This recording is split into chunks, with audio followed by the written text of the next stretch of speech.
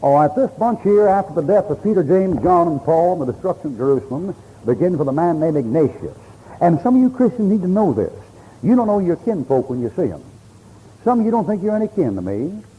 My manners, my ways upset you very bad, very untactful, very uncouth, and very vulgar, and very crude. Some of you deny any kinship with me. It's quick to look at me. But if you're saved, you're my kin. See? And sometimes it does God's people good to know who they're kin to and who they're not kin to. Now, you don't know your background, so let's see what your background is. I mean, let's take this line of Bibles that read with the King James and trace them right back to there. First old boy that shows up is a man named Ignatius. He's the bishop of Antioch. That's your boy. No use to fool with Egypt, Alexandria, Egypt, and Rome. That's not the boys. It's up here. And you take Ignatius, you know what they did with him? They threw him to lions.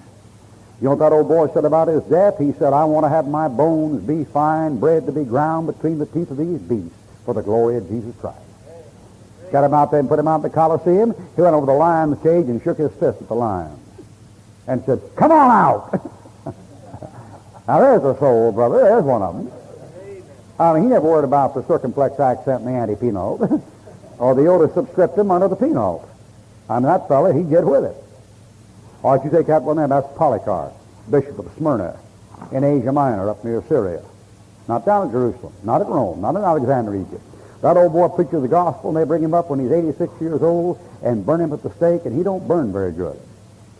And the water comes out and puts out the fire, and the blood comes out and puts out the fire, and they never did get him burned. They finally had to stab him, kill him with a sword, and then burn his dead body. That old boy, when he was asked to reject Christ, he said, 86 years, so forth, and my Savior's done this and that for me. Will I reject him now? He wouldn't reject him. Now, here's the thing, Christian. Someday you're going to have to live with those people. You're not going to have to live with Larry Zonk and Johnny Carson. And if you do, if any of them got to heaven, there wouldn't be too much to live with anyway. I mean, you could get along with it. What if the Lord moved you in next to those birds?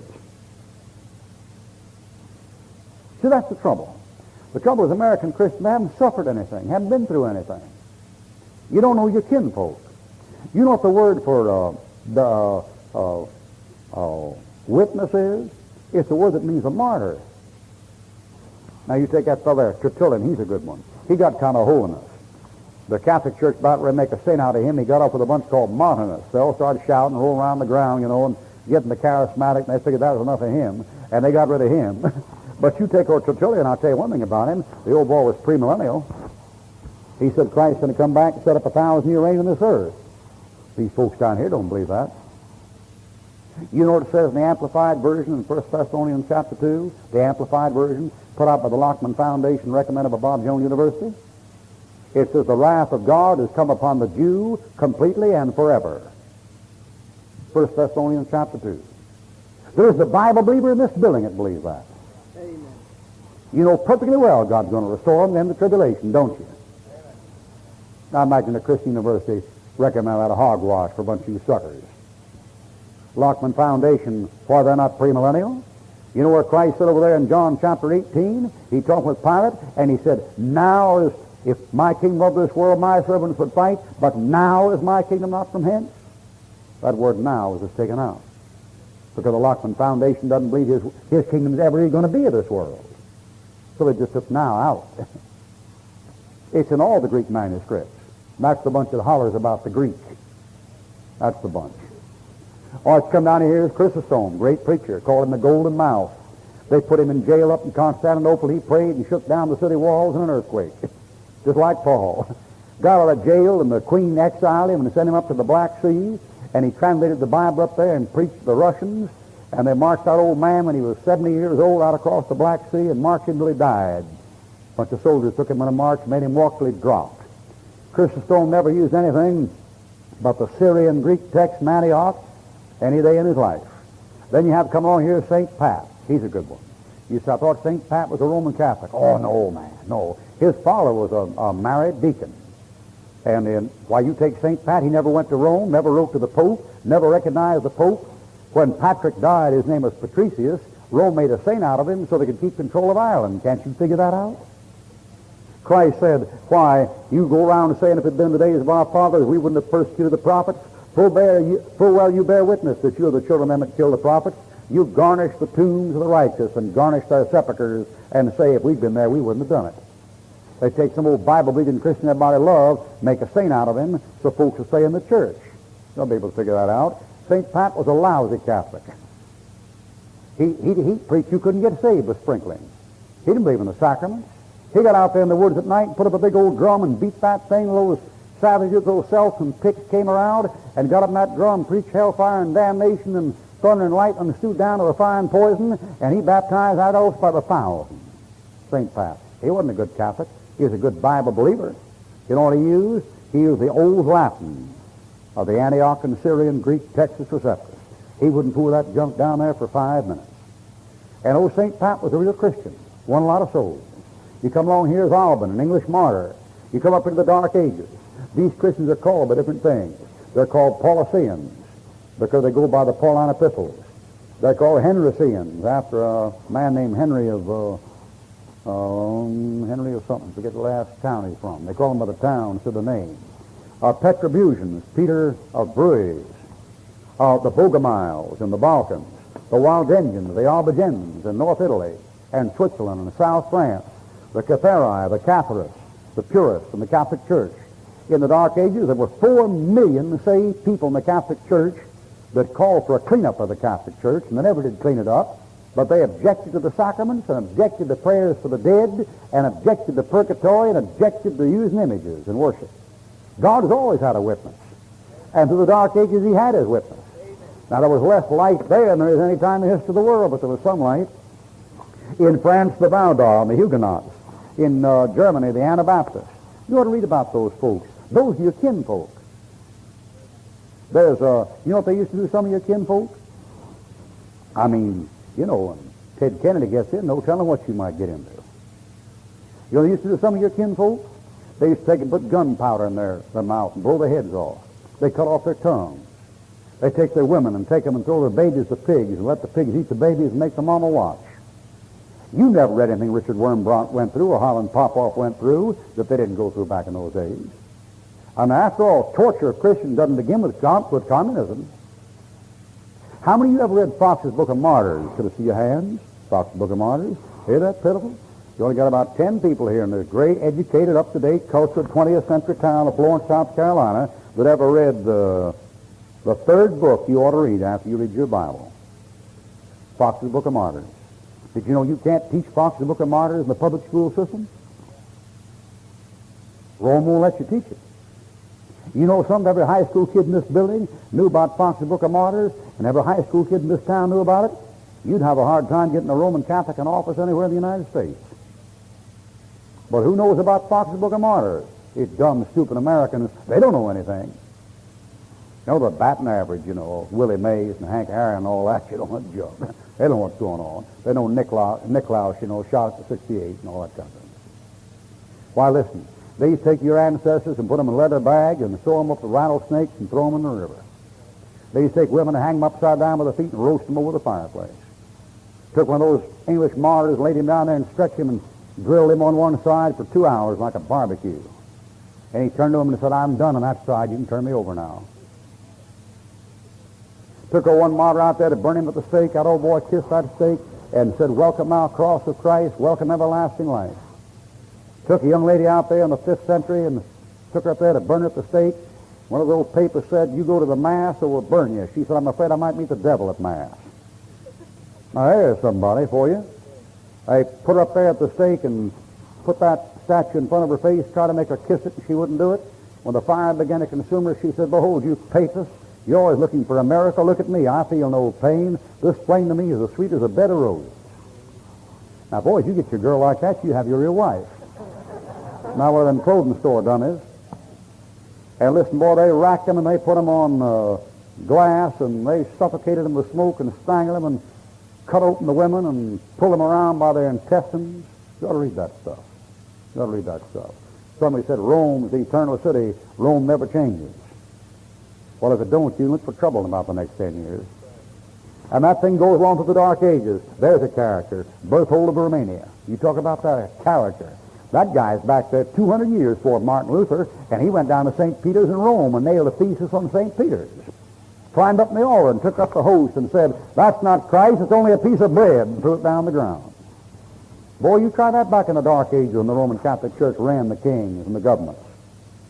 That old Pope would put that's a good word for him.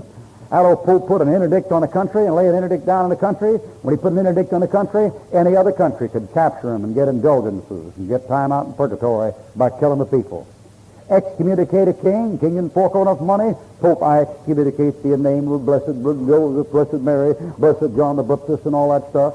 And when he excommunicated that king, then any one of that king's subjects could assassinate him and get a reward from the church. Times are tough. Times are tough. There's old Tancam of Flanders. He's a nut. He preached outdoors in the street. He was a drawing board when he preached. Crazy character. I mean, draw and preach at the same time. 1,300. Coop, man. Old Tancam of Flanders, one night he's out in a big old cathedral walking up and down at night. I mean, the Lord's always had his witness. He'll always have him. He'll have him right here in this town. And Tancam's walking up and down the street, this old flagstone, this big old cathedral at night, praying. He didn't have any education. Just dumb as an ox. But he might have been dumb as an ox. He wasn't any smarter.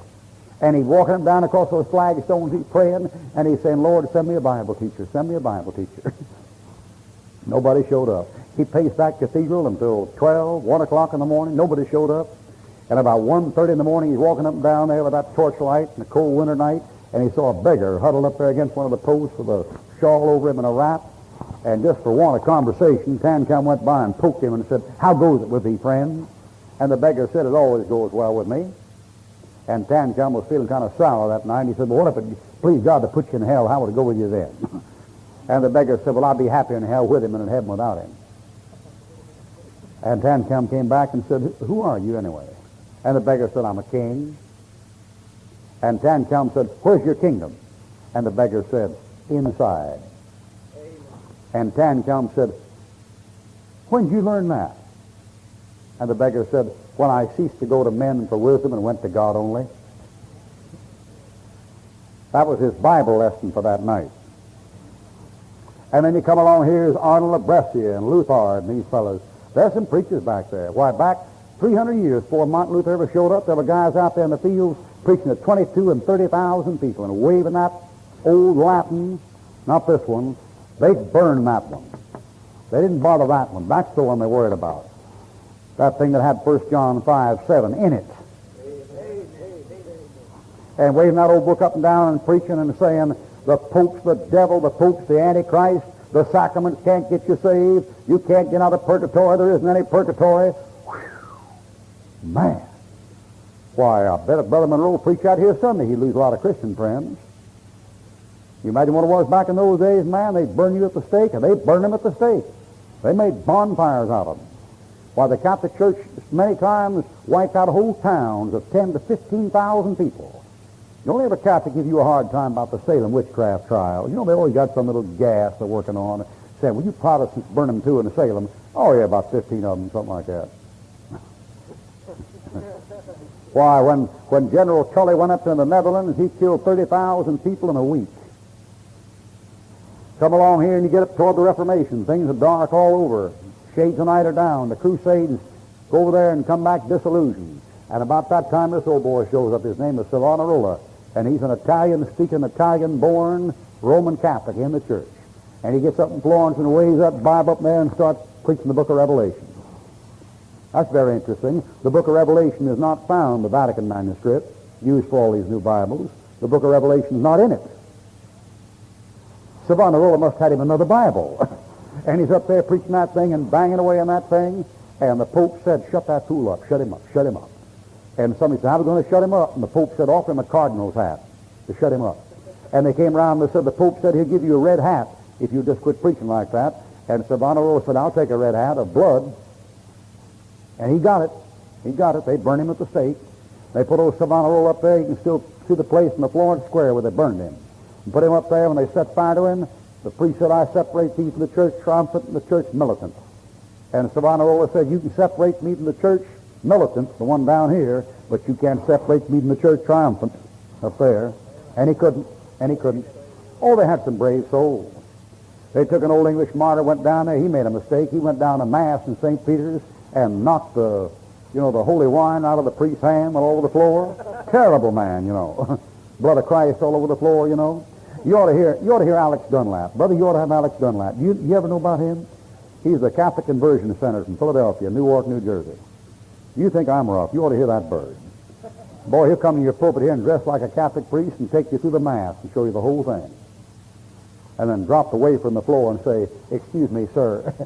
Reach down and pick it up. Oh, boy. And he knocked that wine over like that down there on the floor. They took him out and burned him at the stake. They put that crucifix up in front of his face and said, "Kiss it." That old boy took his good right hand, just knocked the thing out of the priest's hand. That's the kind of crowd. One of those old fellows they took out there, they cut off his hip and they got him to the top of that chopping block.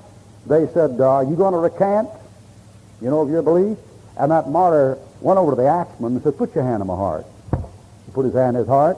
The martyr said, "If my heart's beating any faster than yours, just don't believe my religion." Now the axeman put his hand on that martyr's heart. That martyr's heart was going boom, boom, boom, boom, boom, boom. That old headsman's heart was going boom, boom, boom, boom, boom. I sure am counting God to give me grace when the time comes. You Christian people in Florence, South Carolina, let me tell you something. If the Lord tarries, it's going to get rough. It's going to get rough. You better pray for grace. When you speak, you better speak with authority. You better know what you believe and why you believe it. When you're called up and have to give an account, you better be able to give an account for the hope that's within you. Hard times coming. They burned him at the stake. And then God got him a German and said, "Go get him." And whenever the Lord wants to tear something apart, got to get a German to do it. I mean, something about those people. I know I got a lot of that blood in me, man. Sometimes I wish it didn't, But you have to understand history to understand it. My father he blue-eyed and blonde-haired. I get my dark eyes, dark hair from my mother. And she's a Dutch Jew. Father was a Prussian. And that bunch, we were all military people. My grandfather was a general, great-grandfather was a general, brother was a sergeant, I was a lieutenant, all raised that way. We were raised to say, "Yes, sir, no, excuse, sir." That's all there was. No alibis to it. In the time I grew up as a young man, I can't remember my father ever one time complimenting me for anything I did. He's dead and gone now. If he asked you to do something, you do it, he'd come around and look at it and say, "Well, do better next time." That's all there was to it. And you take those people, you know what a German will do and an Englishman won't do? He'll carry a thing to its logical conclusion. A German's a collector. If any of you wise mad the German men, they got stuff all over the house, all over the barn, under the house, in the attic, and every place else. And every time you try to get the guy, get rid of it, he says, "We might need it." And that's where they are, Just they got certain traits. I don't care what you say about race being the same. They're not the same. Did you know Germans and Frenchmen are not the same? Their difference is much different than some of the race in Europe that is between white and black. I mean, they're just not the same. And your Germans save everything, Pick it up and keep it, and collect it. And it always has to be, carried all the way, so halfway measure. All the way, man. And if you don't work a 14-hour day, you're a loafer. My father, if these guys talking about a 20-hour week, man. If you're working a 40-hour week, you're a loafer. You're sleeping. If you're working 40 hours a week, why, get home and get to work when you get home. And I'll give you one example.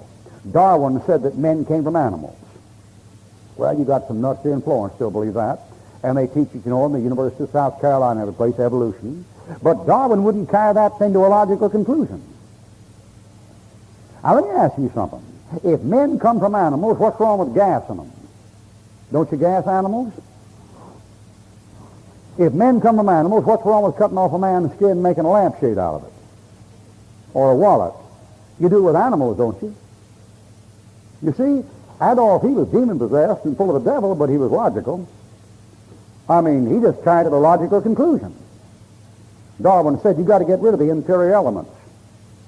Hitler said, well, the Jews are inferior, get rid of them. That's all there was to that. I'm not a fascist or a Hitlerite or anything, but I will say this for him. He carried to a logical conclusion, and an Englishman can do it. Didn't Darwin say, breed them, breed the best together and get the strongest to survive because the fit survive. Isn't that Darwin? That's Adolf. Adolf just take it all away. And God got him an old German named Martin Luther. He's a coal miner. Daddy was a coal miner. Going down Eisenach. And they're poor folks. And Martin Luther was coming up as a coal miner, and he used to sing in the street for money. And when he got to be about 16, he decided to become a lawyer, and he started to study to be a lawyer. And boy, one night, lightning came down and killed one of his buddies and almost hit him to scare the fire out of him. And he got real religious. He decided to be a monk. He took his vows, went to a monastery, and he got that monastery, he whipped himself. He crawled around on his hands and knees. He banged his head against the wall. He starved himself trying to find forgiveness of sins. Never found it. One day he got a hold of a Texas Receptus Greek Testament, but Erasmus from the Antiochian Greek, and he opened that thing up, and it said, the just shall live by faith. And that thing got a hold of Martin, got a hold of his soul, and he said, well, what about that? You're saved by faith. You're kept saved by grace through faith. You get saved by grace through faith. You can't lose it. You're fixed by grace through faith. And he carried it to the logical conclusion. He just tore Europe up with it. That fellow got out there. The Pope couldn't kill him. The emperors couldn't kill him. The common man couldn't kill him. He died of old age. While they excommunicated him, they offered a reward for his assassination. I don't know how many times they tried to kill him. One assassin followed down the street one night and stopped him and said, do you know I've been hired to kill you? And I've been following you all day long. I could have killed you 10 times. And Luther said, well, what of it? And the man said, well, in the name of heaven, why don't you carry a bodyguard with you? And Luther said, God's taking care of me. And that fellow dropped his knife and ran down the street. And you take old Luther, he called the Pope your hellishness. Most hellish father, greetings. And boy, he set fire to that powder keg and blew it apart, and they never forgiven him since. They never forget him. They're mad at him this day for doing what he did. And he translated the Bible in the vernacular German. And if Germany had been an island instead of landlocked, the Bible we'd have here, right here in Florence, would be a German Heilige Schrift. But Germany is landlocked. And the God who wrote that Bible is the God of history. And God wanted the Bible to go to the ends of the world. It couldn't go to the end of the world into Germany, so the Lord took it across the channel to England. And the German will never forgive him for that. I mean, that English Channel. Why call it the English Channel? It goes right by Germany. Why not call it the German Channel or the French Channel? But you'd have to be Kraut to understand all that. Well, anyway, so he blew the whole thing up, see? And he blew the whole thing up, and boy, when he got going, there were Bibles all over the place. You listen to me. You said German Bible? That German Bible was translated into Latvian, Estonian, Lithuanian, Russian, Czechoslovakian, Romanian, Bulgarian, Hungarian, Hindustan, Chinese, Japanese, and dialects in Africa and Spain and Holland and Belgium 100 years before there was any King James Bible. Don't you worry about the folks who don't have the King James Bible. Most folks got King James Bible, you think they do. Now you take that thing right there, you know what the Lord did? The Lord got a marvelous sense of humor. The Lord got him a missionary one time. His name was Adoniram Judson. And he got him over to Burma with a King James Bible and translated that thing. And he got up in North Burma and translated into a Chinese dialect. And you know something? When Mao Zedong and his revolutionary army started the long march through China, his troops were illiterate and they couldn't read, and he had to teach them how to read. And the only thing he could get a hold of read of was the King James 1611 in Chinese by Adoniram Judson. Isn't that a flip? I mean, don't you know Lord got ways of doing things? And don't you know Madeline Murray was just about ready to cuss her cigar out of her mouth when those fellows got up there in the moon and read, in the beginning God created the heaven and the earth. That's the King James reading. That isn't what the Living Bible says. I mean, who doesn't know that? The Living Bible doesn't say in the beginning God created the heaven and the earth. And when God wanted to send the Bible up there to his creation, he said, take King James. Oh, I guess I'm cussing mad. And you come along there, and there's old Luther, and Luther dies of old age, and he did carry it pretty far. I mean, Luther, he carried all the way, man, all the way. And Luther would say, you're saved by grace. He said, every Christian ought to be a good, healthy sinner. Every Christian ought to go out and get drunk and tripe a little bit and dance and have a good time, just so the devil don't get an advantage of him. Well, you know, I mean, that's kind of strong, see. I mean, I'm a Baptist, but not that good a Baptist, you know. You're like Harold Seidler says, he said, bless God, once you get saved, you couldn't go to hell if you tried. Well, I believe that, but I ain't very safe to preach. And Luther preached that. He said the devil come to him at night and start eating off his sin, and he'd say, and what about you, old St. Lucifer? I suppose you're pure. Boy, that Bible says not bring a rating accusation against the devil, boy. That man was tough. Boy, he lay in bed at night, and one night he said the Lord appeared to him. He took an inkwell and threw it at him. And somebody said, how come? He said, everybody knows the Lord's up there at the right hand of heaven. He isn't down at my bed as an angel of light. That's the devil. There's apostolic succession in the truth. And it is never divorced from a King James 1611 AD. Right down the line, right straight through. Now, you ought to know your kinfolk. You folks from Florence, South Carolina, you ought to know what's in your background. And what is in your background is a Bible-believing line of people who believe that book from cover to cover. They may have disagreed about minor points. Maybe back in the Dark Ages they weren't too clear in some main doctrines. But I'll tell you one thing about them. They have been anti-Roman from the book of Acts to where you're standing. And there's one thing about them. They wouldn't fool with a Roman Catholic Bible for $350 million. And that book I got on that table was bought with blood. I ain't going to sell out for anything. That cost the lives of men, that book I got there on the table. And those books didn't cost anybody anything. They made money. That's Madison Avenue from there to there. Nobody suffered nothing. Now you see this bunch up here? Wesley, King James Bible. Whitfield, King James Bible. Finney, King James Bible. Jonathan Edwards, King James. Spurgeon, King James. William Carey, King James. Livingston, dying out in Africa on his knees, praying for the heathen. Cut out his heart and buried it out there. He said he wanted his heart buried in Africa. 5 native boys carried his dead body from Central Africa to Westminster Abbey. I don't know what it smelled like after 150 days in the tropic sun, but they got it there. And in Westminster Abbey, they bury old Livingston. He had those 5 black boys standing around that coffin that brought him all the way from Victoria Falls in Central Africa. King James. That bunch up here, Peter Cartwright, Methodist circuit riding preacher, King James. Every Methodist circuit riding preacher in this country carried in his saddlebag a King James Bible and a hymnal. And there were only 2 books he had. Cartwright used to beat him up to get him saved. He'd get out there in a lumber camp, preaching those Indians and lumbermen, tough men, man. He'd sit down and raise his fist and say, brother, don't you feel the Spirit of the Lord strive with you? Get him converted right and left. I was at time to tell you about him. Old Cartwright one time, he went to a Methodist bishop conference, and he's an uneducated fellow, and one of those bishops decided to make fun of him. So he came up to him and he spoke some Greek to him. And Peter answered in Choctaw Indian. And the bishop said, he knows it. Oh boy, that crazy Cartwright was he's up in the mountains of Kentucky one time. Came to a barn dance on a rainy night and had to stop, otherwise he wouldn't have. Kicked up his horse, came in that barn dance, stepped in there, about 200 people in there, and dozy-do and squaring off the corners, and he stepped in there and banged off that old black hat, big, tall, good-looking fellow, about 6 feet 2, and had eyes nearly as black as pitch. And he stepped in there, and some young lady came up and curtsied and said, would you like to dance? And he said, yes, I sure would. Took off that hat, stepped out there and grabbed her by the hand, had a hand like a Virginia hand. And he grabbed that young lady by the hand and said, young lady, I never do anything without asking the Lord's blessing on it first. And down he got on his knees, and she tried to pull away, and boy, you couldn't, just like a vice, man. And he began to pray one of those old-time Methodist prayers, you know.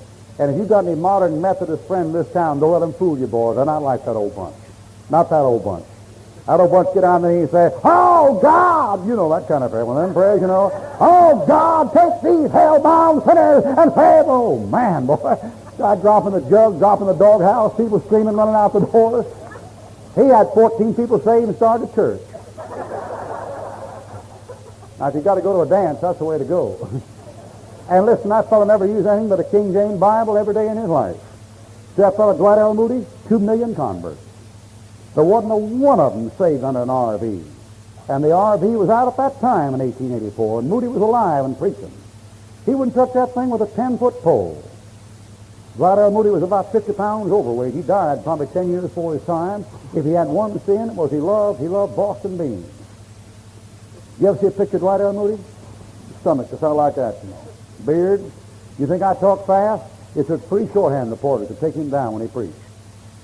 He said, ain't had none neither, no had nobody. He got finished preaching one time, and a fellow came around and said, I counted 84 grammatical errors in your last message. And Moody said, you see that? fellow said, yeah. He said, I'm using that for the glory of God. What you using yours for? He's a character. They call him Mad Moody. Mad Moody. Here's Sam Jones. That's a great character. Born in Oak Valley, Alabama. Boy, that's a character there. About 5 feet 8, mustache, dark hairs, and dark eyes. That old boy finished a meeting in a town. All the liquor stores were closed. All the theaters were empty. And all the jails were empty. Folks talk about a revival. This country has never seen a revival like they had during the days of Sam Jones. They got a town in Alabama called Reform, Alabama, after a meeting he had there. And that fellow passed through a town. People would lower their voice when they cursed in the street. When a man cursed, he lowered his voice so he couldn't be heard. That's revival. That old boy preaching, he got up preaching. He preached out in Los Angeles, and he said, the mayor of this town, he's no man. He got a shoestring up his backbone for a backbone, got a bunch of French fried potatoes hanging on for ribs. And he said, some of you narrow-hided fellows so narrow-hided a fly could sit in the bridge of your nose and kick you in both eyes at the same time. He's in a post office, and the mayor of a town came in and slammed him with an umbrella and knocked him down, and Sam Jones picked up the umbrella and knocked him down with it. And somebody there said, Sam, you're supposed to turn the other cheek. He said, yeah, but don't tell what you do after that. And he said, besides, I got to take care of Mrs. Jones' husband. And that old boy, he preached all his life and died a natural death of old age. He never used anything but a King James Bible. Listen, Sam Jones and Mordecai Ham built the Southern Baptist Convention. You better believe it. Did you ever read about Mordecai Ham's addition to the churches in South and North Carolina through 50 years? He built it, boy. He built it. And that old boy was a premillennial King James man, never preached anything but a King James Bible all days of his life. Mordecai Ham preaching up here in the hills of Kentucky. Came out one night, 5 fellows outside trying to pick a fight with him. One pulled a knife on him. And Mordecai said, you're a coward. Put that away. And the fellow said, what do you mean I'm a coward? He said, I don't have a knife. You're yellow to pull a knife on an unarmed man. He pulled away, and the fellow said, I'll kill you, so-and-so. And Mordecai said, I'm going to ask God to kill all you fellows. And got me he's right in front of him and prayed for all 5 of them. And they were all dead in about 2 years. You know who led Billy Graham to Christ? Mordecai Ham. I want to come how some of our Southern Baptist brethren don't ever talk about that. How come some of you Southern Baptists don't know about Mordecai Ham? Know so much about Billy Graham? How come you don't know about the fellow that led him to Christ? If you ever read any Mordecai's sermons, you'd wonder why there's much talk about it. You talk about a mule skinner. That old bird was had a meeting over in Charlotte. When he came downstairs, the night before Billy Graham was saved, when he came downstairs, went out to his car, a gunman came up and put a 45 in his side and said, I'm going to give you 5 seconds to get in that cab. We're going to drive you out of town. And Mordecai said, I give you 5 seconds to put that pistol up or I'm calling the cops. And the guy put it up and left. All right, then you got up here, you got Billy Sunday. Great soul, man, great soul. Billy Sunday, converted baseball player. He never used anything but a King James all his life. All the time Billy Sunday preached. The faculties at Wheaton and the faculties at Moody and Fuller were recommending the American Standard Version as the most accurate translation of the Scripture. Billy never touched it with a 10-foot pole. He probably led 5 million people to Christ. He's the only man that's ever lived that shook the hand of more than 1 million people. I mean, shook the hand, not preached to them, shook the hand when they came down the aisle. Somebody said it was sensationalism. I don't believe that. I met some of Billy Sunday's converts in the last 20 years. Still alive and still saved and still know the saved. He led Lucius Eddy to the Lord when Lucius Eddy was 81 years old, and Lucius Eddy led over 100 grown men to Christ before he died. That's what a good with him, boy. He's good with him. Preaching one night, a guy down the front row took a horsewhip and hit him right in the middle of the sermon with a horsewhip. And Billy jumps off the platform, took it away from him, knocked him right over the bench. I mean, not all the Lord's people are, you know. You got all kinds of kinfolk.